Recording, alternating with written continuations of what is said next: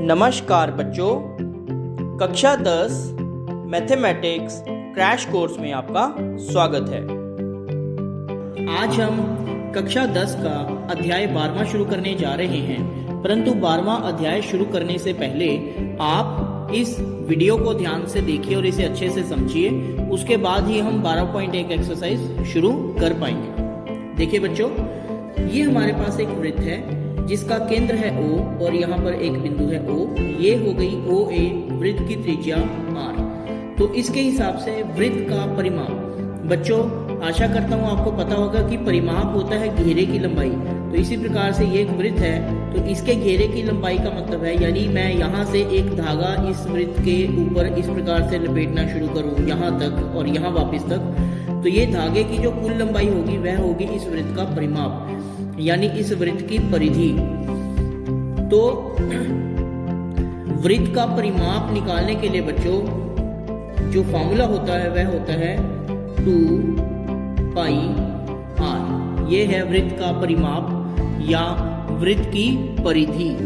वृत्त के परिमाप को वृत्त की परिधि भी कहा जाता है और इंग्लिश में इसे कहा जाता है सरकमफ्रेंस। तो वृत्त की परिधि का या वृत्त के परिमाप का जो सूत्र है वह है 2πr। और बच्चों आपको ध्यान होगा, पाई जो है इसकी वैल्यू होती है 22/7 या 3.14। यदि आपको किसी प्रश्न में इन दोनों में से कोई स्पेसिफाई नहीं की गई तो आप हमेशा वृत्त पाई की वैल्यू 22/7 ही लेंगे। लेकिन कुछ क्वेश्चंस में मेंशन होता है कि 3.14 लेनी है पाई की वैल्यू, तो उस क्वेश्चन में आपको 3.14 ही लेनी पड़ेगी। इस बात का बच्चों आपने खास ध्यान रखना है। तो ये सूत्र है वृत्त के परिमाप का, यानी कि इसके घेरे की लंबाई। और क्योंकि यह लंबाई है इसलिए यह मीटर में या सेंटीमीटर में होगी। ठीक है बच्चों, ज्यादातर यह मीटर या सेंटीमीटर में ही होगी। कोई छोटी वस्तु है तो सेंटीमीटर में होगी, जैसे किसी बाग में किसी बिल्डिंग की बात की गई या किसी बाग में क्यारियों की बात की जाएगी तो वो क्योंकि बड़ी यूनिट है इसलिए मीटर में होगी। इसी प्रकार से बच्चों आइए अब हम देखते हैं वृत्त का क्षेत्रफल। देखिए बच्चों, ये हमारे पास एक वृत्त है और मान लेते हैं कि ये इसका केंद्र है और ये इसकी त्रिज्या है OA, और इस वृत्त की जो त्रिज्या है वह है R। तो बच्चों वृत्त का क्षेत्रफल, अब क्षेत्रफल का मतलब बच्चों क्या है, यह जो वृत्त का अंदर वाला सारा हिस्सा है यह बनाता है वृत्त का क्षेत्रफल, यानी इस वृत्त ने कितनी जगह घेरी है। ठीक है बच्चों, और वृत्त के क्षेत्रफल के लिए जो हमारे पास सूत्र होता है, वृत्त के क्षेत्रफल का सूत्र है πr²। यह आप पिछली कक्षाओं में पढ़ चुके हो। πr², फिर से पाई की वैल्यू आप लेंगे 22/7 या 3.14। यदि कोई स्पेसिफाई नहीं है तो 22/7 लेनी है। यदि किसी प्रश्न में दे दिया कि पाई 3/14 लेना तो आपको यही लेना पड़ेगा। ठीक है बच्चों, इसके बाद क्षेत्रफल या मीटर स्क्वायर में होगा या सेंटीमीटर स्क्वायर में होगा। ये है वृत्त के परिमाप और क्षेत्रफल के बारे में। आइए अब हम इस प्रश्नावली में प्रयोग होने वाली कुछ और प्रश्नों को इस प्रश्नावली के माध्यम से देखते हैं। आइए। नमस्कार बच्चों, कक्षा 10 एक्सरसाइज 12.1 आज हम शुरू करने जा रहे हैं। इसका पहला प्रश्न देखिए, दो वृत्तों की त्रिज्याएं क्रमशः 19 सेंटीमीटर और 9 सेंटीमीटर हैं। उस वृत्त की त्रिज्या ज्ञात कीजिए जिसकी परिधि इन दोनों वृत्तों की परिधियों के योग के बराबर है। तो आइए बच्चों, पहले हम आकृति के माध्यम से यह प्रश्न समझने का प्रयास करते हैं, उसके बाद हम इस प्रश्न को हल करेंगे। देखिए, दो वृत्तों की त्रिज्याएं, मान लीजिए पहला वृत्त यह है जिसकी त्रिज्या है 19 सेंटीमीटर। एक और वृत्त है जिसकी त्रिज्या है 9 सेंटीमीटर। इसके बाद हमने इन दोनों वृत्तियों की परिधियां निकालनी है, यानी परिमाप निकालना है और उसका योग करना है। तो हमारे पास एक बड़ा वृत्त इस प्रकार से आएगा। हमें उस वृत्त की परिधि पता लग जाएगी, क्योंकि वह परिधि इस सर्कल और इस सर्कल की परिधि के योग यानी प्लस के बराबर होगी। उस परिधि के अनुसार हम इस तीसरे वृत्त की त्रिज्या r निकालेंगे। तो आइए बच्चों इस प्रश्न को शुरू करते हैं। तो बच्चों हम लिखते हैं पहले वृत्त की त्रिज्या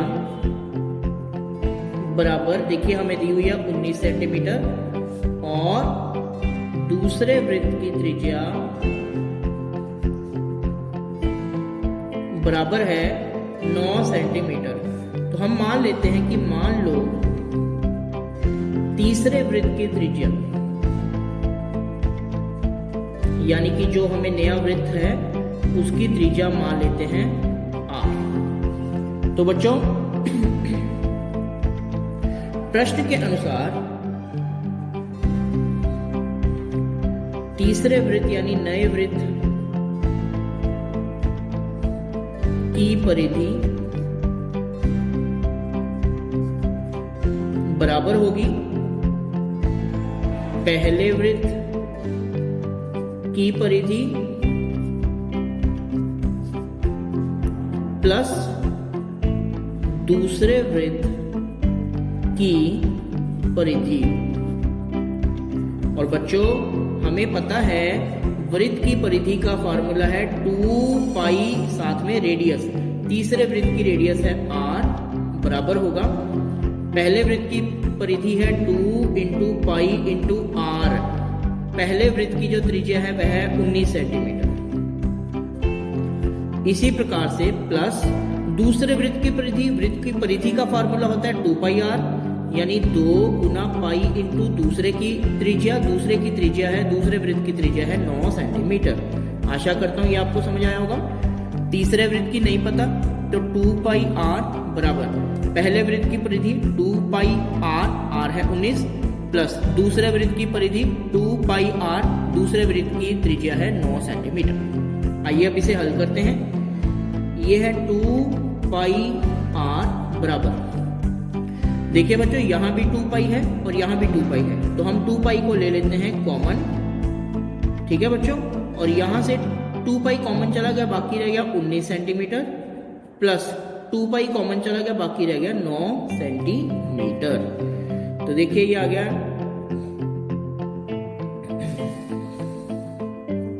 2 पाई r बराबर 2 पाई 19 सेंटीमीटर और 9 सेंटीमीटर हो गया 28 सेंटीमीटर। तो बच्चों देखिए यहां पर r आ जाएगा 2 पाई गुना 28 सेंटीमीटर। 2 और पाई इधर r के साथ गुना हो रहे हैं, जब ये उधर जाएंगे बराबर से उधर जाएंगे तो हो जाएंगे भाग। अब बच्चों हमें क्या करना है, 2 से 2 कट जाएगा, पाई से पाई कट जाएगा, तो हमारे पास r बच गया 2 पाई कट गया, बाकी रह गया 28 सेंटीमीटर।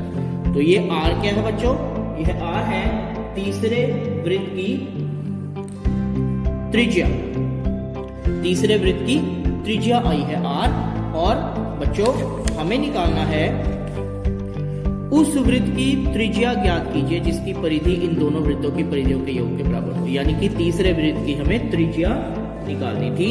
तो यह जो त्रिज्या है r बराबर 28 सेंटीमीटर हमारे पास आ गई है। तो इस प्रकार से बच्चों इस प्रश्न को हल करके हमने तीसरे वृत्त की त्रिज्या निकाल ली।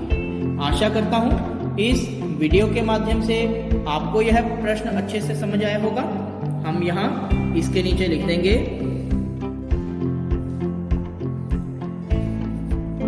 तीसरे वृत्त की त्रिज्या बराबर 28 सेंटीमीटर।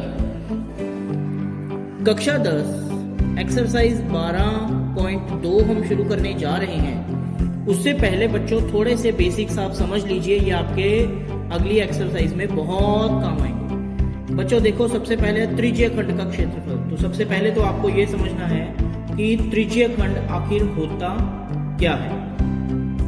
तो आइए बच्चों हम देखते हैं कि क्या होता है त्रिज्यीय खंड। देखिए बच्चों, यह है एक वृत्त, यह है इसका केंद्र।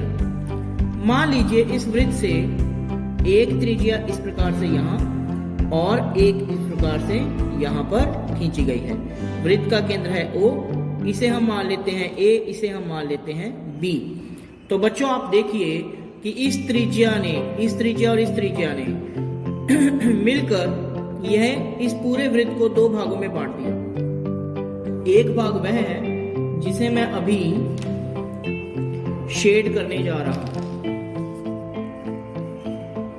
देखिए ये भाग,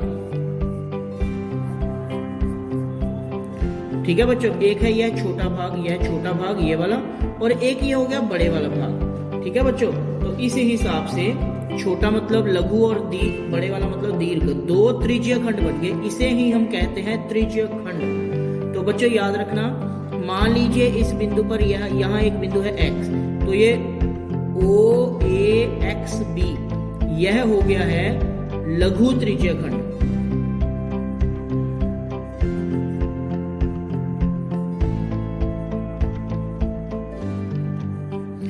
ठीक है बच्चों, यह है लघु त्रिज्यीय खंड। दो त्रिज्याओं को केंद्र से इस प्रकार से दो त्रिज्याएं बन गई। इनके बीच का यह जो एरिया है, यदि यह छोटा है तो लघु, यह बड़ा है तो दीर्घ, इस प्रकार से। ठीक है बच्चों, ये लघु त्रिज्यीय खंड का जो क्षेत्रफल है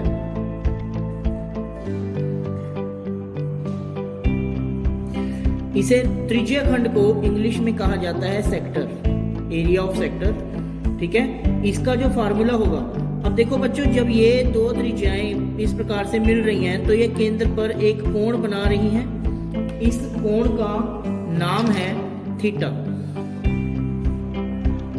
यहाँ लिख देता हूं थीटा। ये जो कोण है बीच वाला, यह थीटा है जो इन दो त्रिज्याओं ने आपस में मिलकर बनाया है। यदि यह थीटा है तो लघु त्रिज्यीय खंड का क्षेत्रफल होता है थीटा अपॉन 360 डिग्री गुना पाई आर स्क्वायर।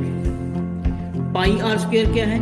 पूरे वृत्त का क्षेत्रफल, उसमें से थीटा बटा 360, यह कोण पूरा 360 होता है, उसमें से यह छोटा सा भाग कितना होगा? थीटा बटा 360 गुना पाई आर स्क्वायर। यह हो गया लघु त्रिज्यीय खंड का क्षेत्रफल। और यदि बच्चों हमने बाकी दीर्घ त्रिज्यीय खंड का क्षेत्रफल निकालना हो तो क्या करेंगे?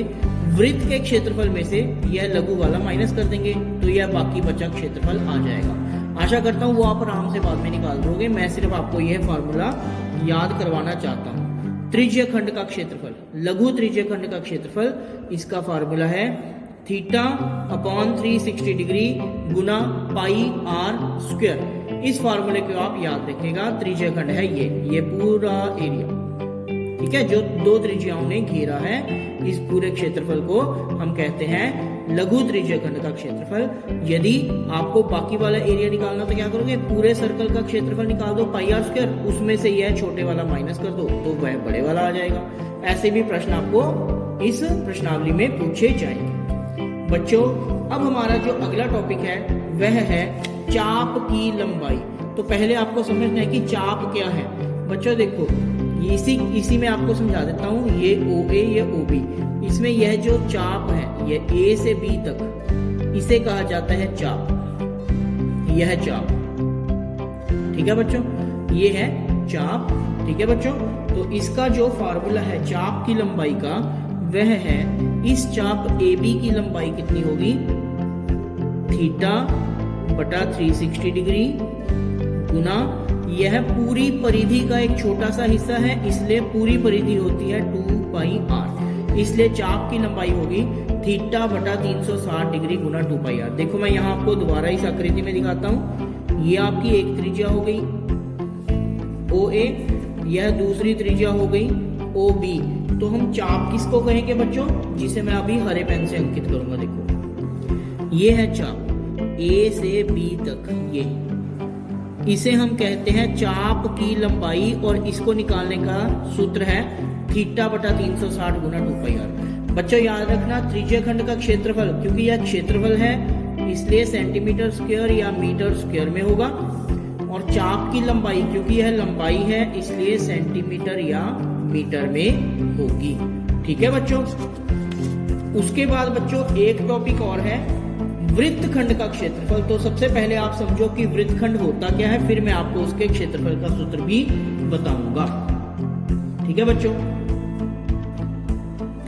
बच्चों देखिए, फिर से मान लेते हैं कि ये हमारे पास एक त्रिज्या आई है OA, और इसी प्रकार से एक त्रिज्या इस प्रकार से यहां पर है OB। बच्चों यदि मैं A को B से मिला दूं, यह एक जीवा होती है। ठीक है बच्चों। वृत्त पर किसी भी बिंदु से किसी बिंदु को जोड़ने वाली रेखा को जीवा कहते हैं।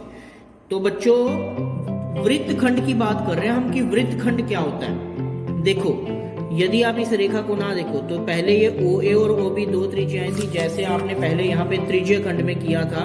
OA और OB ये बीच वाला एरिया सारा त्रिज्य खंड है। इसी प्रकार से यहाँ पर भी OA और OB के बीच वाला सारा तो एरिया होगा त्रिज्य खंड। लेकिन इसमें से यदि OAB त्रिभुज माइनस कर दें तो बाकी बचेगा बच्चों ये वाला हिस्सा, यह वाला हिस्सा। इसे कहा जाता है, ये जो मैंने नीले पेन से शेड किया है, इसे कहा जाता है वृत्तखंड। क्या कहा जाता है बच्चों? वृत्तखंड। और बच्चों देखना, त्रिज्य खंड की तरह इस सर्कल में इस एक AB रेखा ने दो वृत्तखंड बना दिए, एक यह छोटे वाला और एक ही है बड़े वाला, है ना। तो इसको कहेंगे लघु वृत्तखंड। और ये जो बड़े वाला होगा, यह जो खाली आप सफेद हिस्सा देख रहे हैं इस पूरे सर्कल के अंदर, वह है दीर्घ।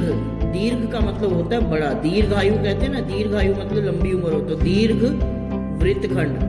दीर्घ वृत्तखंड का मतलब बड़ा वृत्तखंड। तो ये दो वृत्तखंड है।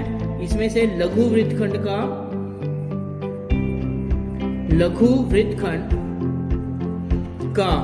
क्षेत्रफल, इसका सूत्र देखिए क्या होगा बच्चों। बच्चों ध्यान से देखना, लघु वृत्तखंड का क्षेत्रफल कितना होगा? ये सेक्टर यानी कि त्रिज्यखंड का क्षेत्रफल, उसमें से त्रिभुज का क्षेत्रफल निकाल लो, है ना। ये त्रिज्यखंड का क्षेत्रफल है, यह पूरा ये वाला ये हिस्सा, इसमें से ये त्रिभुज निकाल दोगे तो बाकी ये वृत्तखंड बच जाएगा। तो देखो त्रिज्यखंड का क्षेत्रफल हमने अभी पढ़ा था, थीटा बटा 360 डिग्री गुना पाई r स्क्वायर। यह तो था त्रिज्यखंड का क्षेत्रफल, इसको ब्रैकेट में रखो, माइनस त्रिभुज का क्षेत्रफल। यह त्रिभुज कैसा है? जिसमें यह भी r है और यह भी r है। तो इस त्रिभुज का जो क्षेत्रफल है उसका formula 1/2 r square sine theta.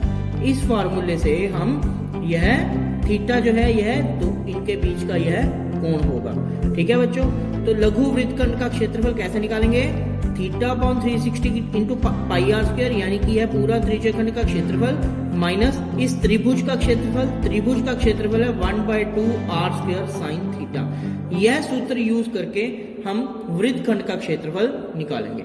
तो बच्चों इस वीडियो में अभी हमने 12.2 शुरू करने से पहले हमने सीखा है त्रिज्यखंड का क्षेत्रफल, चाप की लंबाई और वृत्तखंड का क्षेत्रफल। और क्योंकि यह क्षेत्रफल है इसलिए यह भी मीटर स्क्वायर या सेंटीमीटर स्क्वायर में होगा।